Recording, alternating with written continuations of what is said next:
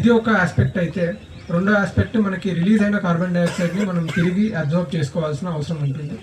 So దాని గురించి మనకి ఈ మొక్కలు నాటడం అనేది one of the important step అందులో. సో ఈరోజు కూడా మనకి ప్లాస్టిక్ ఇష్టారాజ్యంగా వాడేసి ఎక్కడంటే అక్కడ పడేస్తే ఏమైపోతుందంటే మనకి ప్లాంట్ గ్రోత్ కూడా ఎఫెక్ట్ అవుతుంది.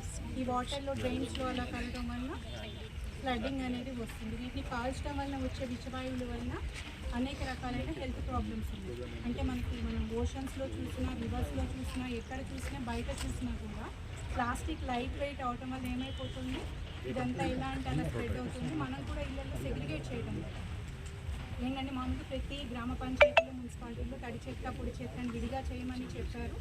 ఆ పొడి చెత్తలో ప్లాస్టిక్, పేపర్ అన్నీ కూడా మనం ప్రాపర్గా తీసేస్తే దానివల్ల దాన్ని ఏదో ఒక రకంగా ప్లాస్టిక్ సెగ్రిగేట్ చేయాలి. సో దానికి బదులుగా ఏంటంటే ఆల్టర్నేటివ్ ప్లాస్టిక్స్ ఉన్నాయి. ఈ ప్లాస్టిక్స్ కాకుండా అదర్ ప్రోడక్ట్స్ మనం ఏదైతే భూమిలో తొందరగా కలిసినా కూడా మనము భూమిలో కలిసిపోయే వాడాలి. లేకపోతే మళ్ళీ వాడాలి. మళ్ళీ వాడుకునే సామాన్లు అంటే గాజు సామాన్లు, ఇది మళ్ళీ వాడచ్చు.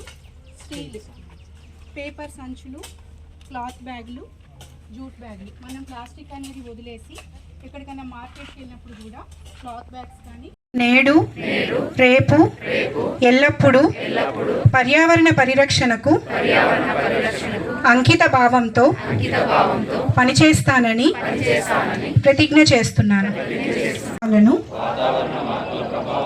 తగ్గించేందుకు పర్యావరణ హిత జీవన విధానాలను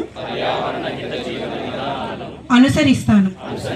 నా కుటుంబం, స్నేహితులు, సమాజంలో పర్యావరణ చైతన్యాన్ని పెంపొందించేందుకు నా వంతు బాధ్యతను నిర్వహిస్తానని ప్రతిజ్ఞ చేస్తున్నాను. భూమిని కాపాడేందుకు కృషి చేస్తాను. చెట్లను నాటి వాటిని సంరక్షిస్తాను. ప్లాస్టిక్ వినియోగాన్ని తగ్గించి వ్యర్థాలను సరైన విధంగా నిర్వహిస్తాను. నీరు, విద్యుత్, సహజ వనరులను పొదుపుగా వినియోగిస్తాను. వాతావరణ మార్పుల ప్రభావాలను తగ్గించేందుకు పర్యావరణ హిత జీవన విధానం కృషి చేస్తాను. పచ్చని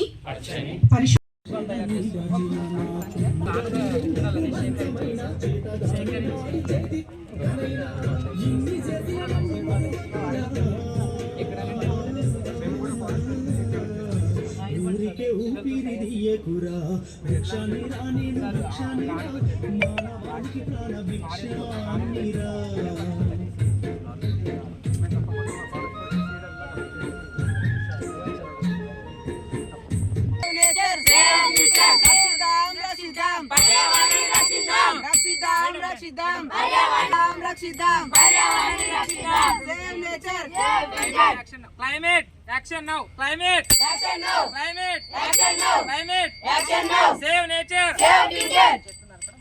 చెట్లు నరకడం మహాపాపం. చెట్లు నరకడం మహాపాపం. ప్రతి ఒక్కరు మొక్కలు నాటాలి. Save nature. Save future. Save nature. Save future. Save nature. Save future.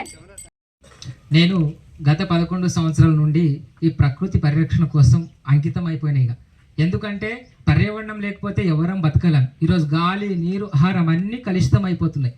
తినే ఆహారం కలుషితం అయిపోయింది. స్వచ్ఛమైన నీరు లేదు, స్వచ్ఛమైన గాలి లేకపోతే మనం డబ్బులు సంపాదించి, ఇప్పుడు యూత్ అంటారు జాబ్ ఉండాలి, డబ్బు ఉండాలి, మంచి నేను బతికే కాదు. అయినా ఇప్పుడు చాలా ప్రమాదంలో ఉంది. భూమి మొత్తం సంక్షోభంలో ఉంది. క్లైమేట్ అక్కడ 11,000 మంది శాస్త్రవేత్తలు పర్యావరణం సంక్షోభంలో ఉంది. మేల్కొండి అంటే ఈ రాజకీయ నాయకులకు వీళ్ళకి ఏం పట్టదిగా. మొత్తం ప్యారిస్ నుండి మొత్తం ఏమైపోయింది చూడండి. అమెరికా వాయిదాలింది. క్లైమేట్ చేంజ్ లేదంటారు. ఇప్పుడు చూడండి ఎల్‌నినో వస్తుంది. మొత్తం ప్రపంచ వ్యాప్తంగా సంక్షోభం ఉంది. రెడ్ అలర్ట్ ఉంది భూగోళం. కాబట్టి ప్రకృతి రక్షణ కోసం మనం థింక్ గ్లోబల్లీ, యాక్ట్ లోకల్లీ. మనం క్షేత్రస్థాయిలో మన ఇంటి నుండే పర్యావరణ రక్షణ ఏ విధంగా సాధ్యం అవుతుందని నేను ప్రచారం చేస్తూ ఇప్పటి నుండి 3,50,000 మొక్కలు నాటాను. మళ్ళీ విత్తన బంతులు తయారు చేసి అడవిలో చల్లుతాను ప్రతి సంవత్సరం. నేను 50 కిలోమీటర్లో సైకిల్ పైనే వెళ్తాను మేడం. ఎక్కడ మీరు కూడా దగ్గర ఉంటే నాకు పెద్ద బెంచ్ కారు ఉంది, అది కారు ఉంది అనకండి. ఎందుకంటే అది అంతా ఒక్క బెంచ్ కార్ కావాలంటే కొన్ని కార్బన్ ఎమిషన్ ఎంత స్థాయిలో ఉద్గారం అవుతుందో ఒకసారి ఆలోచన చేయండి. మనం కూడా డబ్బులు ఉన్నాయని విచ్చలవిడిగా సామాను కొంటాం. ఇంట్లో కూడా ఎక్కువ సామాను తీసుకోకండి. అది ఒక పక్షి చూడండి, ఒక పక్షి గుడ్లో ఏముంటుందండి ఒకసారి చూడండి, అది ఎంత మంచిగా ఉంటుంది, హ్యాపీగా ఉంటుంది. 2 గుడ్లు పెట్టి ఇక పక్షి పిల్లలు తీసుకుంటారు. కాబట్టి మనం ఏం చేస్తాం, మన ఇంటి చూడండి, ప్రకృతిలో ఉన్న పక్షి ఇల్లు చూడండి, ఎంత డిఫరెంట్ ఉంటుంది. కాబట్టి ఈ విధంగా నేచర్ని మొత్తం నాశనం చేస్తున్నటువంటి కేవలం జీవి ఏదంటే అది కేవలం ఈ మనిషే. ఉన్న కొండలను, గుట్టలను, నదులను, చెరువులను అంతా నాశనం చేస్తున్నాం మనం. లేకపోతే మనం ఇట్లానే చేసుకుంటూ పోతే భవిష్యత్ చాలా ప్రమాదం ఉంది. నేను చెప్తున్నది కాదు, శాస్త్రవేత్తలు హెచ్చరిస్తున్నారు. ఇది భూగోళం నాశనం అయిపోతుంటే మనం ఎవరు బతకలేం. ఈరోజు చూడండి, ఒక ప్లాస్టిక్ పాపం అక్కడ కడతల్లో ఒక ఆవు కడుపులో అక్కడ రోడ్ పైకి పడుండే, అక్కడ రోడ్ యువతల. అది ఎందుకు అట్లా ఉన్నదంటే ఏ జీవులకు నష్టం కల్పించొద్దు. అదే నిజమైన పర్యావరణ భక్తి.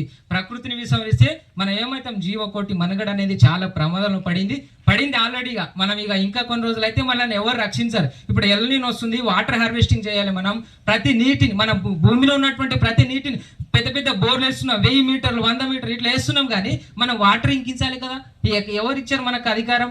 మన నేచర్ని ఇష్టం ఉన్నట్లు వాడేయడం అధికారం ఎవరు ఇచ్చారు? కాబట్టి అది కాదు, ప్రకృతిని ఒక లైఫ్ స్టైల్ పర్ ఎన్విరాన్మెంట్. ప్రకృతిలో ఏ విధంగా పక్షులు జీవిస్తాయో మనం కూడా అలాంటి పర్యావరణ హితంగా జీవించాలి. చాలా మంది ఇప్పుడు నారాయణఖేడ్ మున్సిపాలిటీ అక్కడ ప్లాస్టిక్ విడిగా పడేస్తున్నారు. అక్కడ ప్రజలకు అవగాహన కల్పలేదు సార్. నేను కూడా తప్పకుండా వస్తాను. నేను ప్లాస్టిక్ రహితంగా నారాయణఖేడ్ మార్చేద్దాం. జీరో వేస్ట్ని మనం సిగ్రిగేషన్ చేయాలి. అదేవిధంగా ప్లాస్టిక్ అవాయిడ్ చేయాలి. మనం క్లాత్ బ్యాగ్ వాడాలి అందరు అంటాం, కానీ మనం ఆచరణ చేస్తలేం. ఇప్పుడు పర్యావరణం చిన్న విషయం కాదు. ఇది ఈరోజు ఒకరోజు జరుపుకొని వదిలేయడం కాదు పర్యావరణ విషయం. ప్రతిరోజు పర్యావరణంతో మమేకంగా జీవించి ప్రకృతి రక్షిస్తేనే అది నిజమైన పర్యావరణ పరిరక్షణ సాధ్యమవుతుంది. Earth day, environment day, climate ozone day ఇవన్నీ జరుపుకోవడం కాదు, ప్రతిరోజు అవగాహన కల్పించాలి. ప్రకృతి ఎంత అక్కడ పెద్ద చెట్లు, మా ఊర్లో ఏంటంటే పెద్ద చెట్లు నరికేశారు. అంటే చూడండి ఎంతగానో చెట్లు, పెద్ద పెద్ద చెట్లు నరికేస్తున్నారు అండి. అది పెరగడానికి కొన్ని వందల సంవత్సరాలు పట్టింది. ఒక సెకండ్లో పెట్టి మిషన్లతో నరికేస్తున్నారు చాలా మంది. నేను చెట్లను నరకొద్దని చిప్కో మూమెంట్ సుందర్లాల్ బాగున్నతో చెట్టెక్కి కూర్చున్నా. చాలా మంది చెట్లను నరికేయకుండా ఆపేసిన. నన్ను చంపడానికి వచ్చారు, కానీ నేనేం భయపడలేను. అరే ప్రకృతి నాకు బ్లెస్సింగ్ ఇస్తుంది. ఇప్పటి వరకు పొల్యూషన్ పైన ఫైట్ చేస్తున్నా. ఎందుకంటే మనం ప్రకృతిని విస్మరిస్తే ఎవరం బతకలేం ఈ భూగోళం. ఇప్పుడు చూడండి టెంపరేచర్ ఎంత స్థాయికి పెరిగిపోయింది. ఇది చాలా అందరూ ఆలోచించాల్సిన విషయం. ఇది మనం ఇక్కడ ఫారెస్ట్లోనే జరుపుకోవడం కాదు, ప్రతి పాఠశాలలో ఇంట్లో నుండి లైఫ్ స్టైల్ ఎన్విరాన్మెంట్ ప్రకృతితో మమేకంగా జీవించి ఈ పుడమి తల్లికి మనం థ్యాంక్స్ చెప్దాం. Nature, culture, then better future. నేచర్ను అంటే ఒక తులసి చెట్టు ఉంటుంది ఇంట్లో, అది మనం పూజిస్తాం, దాన్ని పెడతాం. అది ప్రకృతి, నేచర్ రెండు కనెక్ట్ అవుతాయి. కాబట్టి అవి లైఫ్ స్టైల్ ఎన్విరాన్మెంట్ తోటి ప్రకృతి రక్షిద్దాం. పర్యావరణాన్ని ఎవరు కూడా నాశనం చేయొద్దు. ఒకరోజు పొద్దున చూడండి, లైఫ్ స్టైల్ ఒకరోజు ఆలోచన చేయండి. మీరు ఏ విధంగా పర్యావరణం నాశనం అవుతుంది, మనం ఒక్కసారి ఆలోచన చేసి ఈ ప్రకృతి రక్షిద్దాం. నేను కూడా మంజీరా పైన సైకిల్ యాత్ర చేస్తూ ప్లాస్టిక్ అవాయిడ్ చేస్తున్నాను. అక్కడ ఒక ప్రాంతంలో ఒక ట్రాక్టర్ అంతా కుప్ప వస్తుందండి, 1 ఎకరంలో ప్లాస్టిక్. ఎంత స్థాయిగా దిగజారింది మొత్తం. ఈ మనం ఈడ పడేసే ప్లాస్టిక్ మంజీరా నదిలో పడేస్తే గోదావరి నుండి సముద్రాలు పోయి మొత్తం అంటే మెరైన్ ఈకో సిస్టమ్ అంతా డ్యామేజ్ అవుతుంది. ఇది చాలా మా డ్రీమ్ ప్రాజెక్ట్ చాలా రోజుల నుంచి అనుకుంటా ఉన్నాం.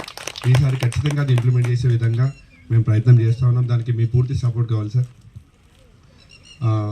దానికి మనం ట్రీ ప్లాంటేషన్ చేయడమే కాకుండా ట్రీ ప్లాంటేషన్ దాని సంరక్షణ అనేది మేజర్ పరంగా స్టూడెంట్స్ తోటి కానీ కాలేజ్ స్టూడెంట్స్తో వాళ్ళతోటి ట్రీ ప్లాంటేషన్ చేయించగలిగితే ఆన్ దేర్ అకేషన్, లేదంటే ఈ ప్లాంట్ మీది అని దానికి వచ్చిన ట్యాగ్ లైన్ లాగా ఇచ్చేస్తే కనుక this plant belongs to you అని అది వాళ్ళకు అనిపిస్తే కనుక వాళ్ళు ఫైన్ డే వాళ్ళు వచ్చేసి వాళ్ళ బర్త్డే సందర్భంగానో వేరే సందర్భంగానో రెగ్యులర్గా దానికి ప్రొటెక్ట్ చేయడానికి అవకాశం ఉంటుంది. యాజ్ వెల్ వాళ్ళ ఇంటి దగ్గర కూడా. సో ఇప్పుడు ఇక్కడికి ఏదో వేరే లొకేషన్లో ప్లాంటేషన్ పర్యావరణ దినోత్సవం సందర్భంగా మన నారాయణఖేడ్ డివిజన్లోని నారాయణఖేడ్ అర్బన్ ఎకో పార్క్లో ప్రపంచ పర్యావరణ దినోత్సవం వేడుకలు సెలబ్రేట్ చేసుకోవడం జరిగింది. అయితే ఈ సంవత్సరం మన UNEP United Nation Environment Programme నుండి మనకి ఇచ్చిన థీమ్ ఏంటి అంటే inspired by nature for future for climate. So ఈ థీమ్ యొక్క ముఖ్య ఉద్దేశం ఏంటి అంటే మనం క్లైమేట్ చేంజ్ని, దానివల్ల వచ్చే వివిధ రకాల ప్రాబ్లమ్స్ని మనం ట్యాకిల్ చేయడం కోసం నేచర్ ద్వారా మనకి ఏవైతే సొల్యూషన్స్ ఉంటాయో వాటిపైన దృష్టి పెట్టాలి అనేది ఈరోజు యొక్క ప్రత్యేకమైన థీమ్. సో దాంట్లో భాగంగా మనము ఈరోజు ఇక్కడ mixed high density plantation take up చేయడం జరిగింది. ఆ మిక్స్డ్ హై డెన్సిటీ ప్లాంటేషన్లో భాగంగా ఏంటంటే 1 హెక్టేర్ ఏరియాలో 10,000 మొక్కలు అనేది నాటడం జరుగుతుంది. అయితే మనకి ఇంకా వర్షాలు రాలేదు కాబట్టి ఈరోజు మనం సెరమోనియల్గా ప్లాంటింగ్ అనేది చేయడం జరిగింది. మనం వర్షాలు ఎప్పుడైతే వస్తాయో రాగానే ఇమీడియట్గా ఒక 1 హెక్టేర్ ఏరియా తీసుకొని అక్కడ 10,000 మొక్కలు అనేది నాటడం జరుగుతుంది.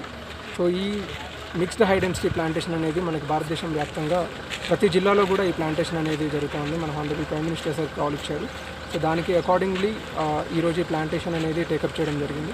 ఈరోజు థీమ్లో కూడా ముఖ్య ఉద్దేశం ఏంటంటే నేచర్ బేస్డ్ సొల్యూషన్స్ ఏంటి అనేది మనం ఐడెంటిఫై చేయాలి. అట్లాగే మనం ఈరోజు ఫారెస్ట్ యొక్క ఇంపార్టెన్స్, వెట్లాండ్స్ యొక్క ఇంపార్టెన్స్, అట్లాగే మ్యాంగ్రూవ్స్, వివిధ రకమైన ఈకోసిస్టమ్స్ యొక్క ఇంపార్టెన్స్ గురించి మనం అవేర్నెస్ ఇవ్వడం జరిగింది. ఈ కార్యక్రమంలో మన Narayankhed sub collector Umaharathi IAS గారు, అట్లాగే pollution control board, municipal commissioners, MPDOs, police department, different NGOs like Lions Club and some other environmentalists have also participated.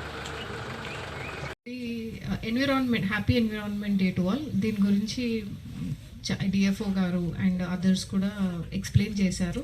But I want you all to note, మనం కూర్చున్నది echo park. So Narayankhed డివిజన్కి మన టౌన్కి ఇంత దగ్గరగా ఒక మంచి ఎకో పార్క్ ఇప్పుడు డెవలప్ చేశారు. సో ఈవినింగ్ టైంలో మనం ఏదన్నా ఆ మొత్తం టౌన్ హడావిడి వదిలేసి ప్రశాంతంగా వాకింగ్ చేయాలి అన్నా, లేదా ఏదైనా ఎవ్రీడే పొద్దున ఎర్లీ మార్నింగ్ వాకింగ్ చేయాలనుకున్నా, మన పిల్లలకి ఫారెస్ట్ గురించి, నేచర్ గురించి, మీరు చిన్నగా ఉన్నప్పుడు పర్యావరణం ఎంత హాయిగా ఉండేదో చూపించడానికి ఇక్కడ తీసుకురావచ్చు. Because this place is very peaceful. So మీ అందరూ కూడా ఇక్కడ ఉన్న ఎకో పార్క్ని చూసి, మీరు ఇక్కడ చాలా ఫెసిలిటీస్ కూడా చేశారు. ఇక్కడ కూర్చొని మీరు రెస్ట్ తీసుకోవచ్చు, మళ్ళీ లోపల కొంచెం సీటింగ్ అరేంజ్మెంట్స్ చేశారు, ఎక్స్ప్లోర్ చేయొచ్చు, బర్డ్ వాచింగ్ చేయొచ్చు, ఇవన్నీ ఆపర్చునిటీస్ ఉన్నాయి. సో అందరూ కూడా దయచేసి దీని గురించి అవేర్నెస్ పెంచండి. ఇక్కడ మనకు నారాయణఖేడ్లో ఎకో పార్క్ అనేది ఒకటి ఉంది. మన పబ్లిక్ వచ్చి యూటిలైజ్ చేసుకొని ఎన్విరాన్మెంటలీ అవేర్ అండ్ ఎడ్యుకేటివ్ ఉండడం కోసమే ఇది స్థాపించడం జరిగింది. సో మీ అందరూ కూడా దీన్ని బాగా యూస్ చేసుకోండి అండ్ దీని గురించి అందరికీ చెప్పి అందరినీ యూస్ చేసుకునేలాగా చూడండి. ఇక్కడ ఆల్మోస్ట్ 382 acres ఉందండి ఈ ఏరియా. మనకు ఇప్పుడు ఫెన్స్ చుట్టూ నడుస్తూ పోతే 8 kilometers నడవచ్చు. ఆ ఫెన్స్ ఇంకా కూడా ఫర్దర్గా క్లియర్ చేసి డెవలప్ చేస్తున్నారు. బట్ ఇమాజిన్ ఎంత స్కోప్ ఉంది. సైకిల్ ఫ్యూచర్లో మనకు సైకిల్స్ ఆర్ మీ దగ్గర సైకిల్ ఉంటే అదే తీసుకొని వచ్చి సైక్లింగ్ చేసుకోవచ్చు. ఇది ఇప్పుడే వచ్చింది నారాయణఖేడ్ డివిజన్కి న్యూ ఆపర్చునిటీ. సో అందరూ కూడా ఒక మంచి పార్క్ని యూజ్ చేసుకోండి. ఏదైనా ఫెసిలిటీ మనం గవర్నమెంట్ క్రియేట్ చేసినప్పుడు దాన్ని మనం ఎంత యూటిలైజ్ చేసుకుంటే అంత బెనిఫిట్. యూటిలైజ్ చేసుకోకుంటే అది డీఫంక్ట్ అయిపోతుంది, ఓన్లీ డిపార్ట్మెంట్ లోపలనే ఉంటుంది. సో ఐ హోప్ మీ అందరూ కూడా in the spirit of saving nature and environment ఈ ఫెసిలిటీని యూటిలైజ్ చేసుకోండి. ద మోర్ యూ యూటిలైజ్, మీరు ఎంత ఎక్కువ యూటిలైజ్ చేస్తే అందరికీ మన ఆఫీసర్స్కి కూడా దీన్ని ఇంకా అంత డెవలప్ చేయాలి అన్న ఒక మోటివేషన్ వస్తుంది. So that's it from my side. Thank you. Hi, this is Swati Dikshit. Please subscribe to SKS Fly TV.